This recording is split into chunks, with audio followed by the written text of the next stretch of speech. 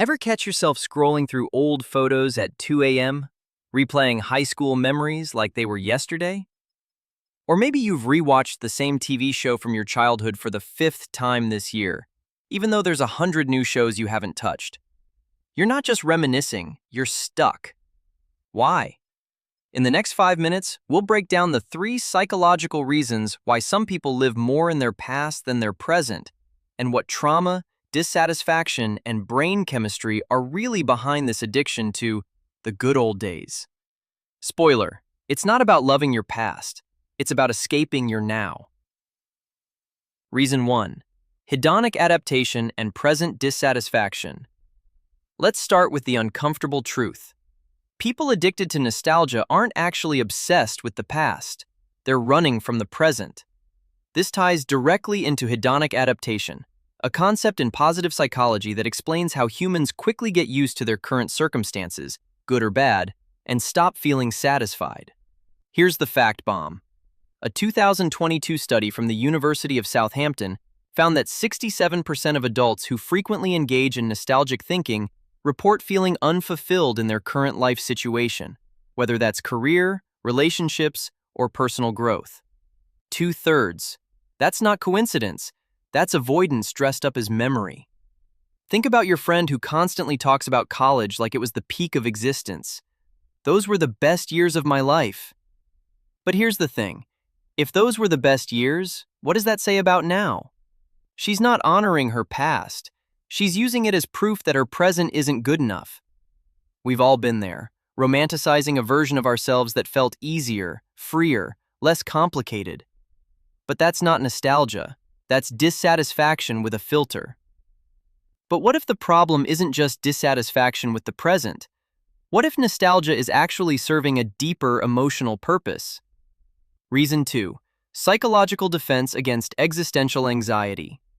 Here's where it gets real.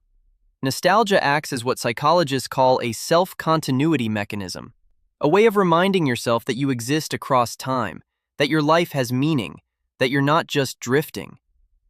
When the future feels uncertain or scary, the past feels safe because it's already written.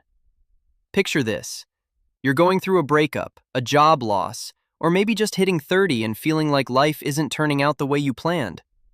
Suddenly, you're deep in your camera roll, looking at photos from 5 years ago when everything felt possible. You're not trying to go back. You're trying to remember who you were before everything got so heavy. Here's your actionable insight. If you find yourself drowning in nostalgia during tough times, recognize it for what it is, a life raft, not a destination. Your brain is trying to comfort you by proving you've been happy before, so you can be happy again. That's actually healthy in small doses. But if you're living there permanently, you're not processing the present, you're avoiding it. And that's when nostalgia stops being comfort and starts being a cage. Reason 3. Idealized past as a rejection of present identity. Now here's the deepest, most psychologically complex reason.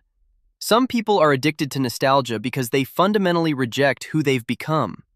Their past self feels more authentic than their present self, and that's a crisis of identity, not just memory. Research in narrative identity theory shows that people construct their sense of self through the stories they tell about their life. For nostalgia addicts, the best chapter is always behind them, because they haven't figured out how to write a present chapter they're proud of. Your cousin who still wears his varsity jacket at 35? He's not being quirky, he's frozen. His identity peaked in high school, and everything since has felt like a downgrade.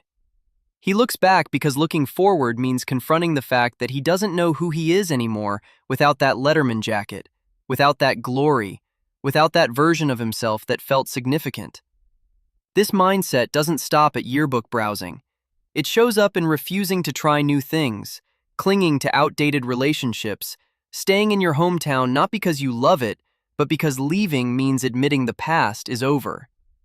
It's the ultimate form of emotional resistance, refusing to grow because growth means letting go of who you used to be. So let's recap. Nostalgia addiction stems from present dissatisfaction masked as memory, serves as a psychological defense against uncertainty, and often signals a rejection of your current identity in favor of who you used to be. It's not about loving your past, it's about struggling with your present. Here's the final question.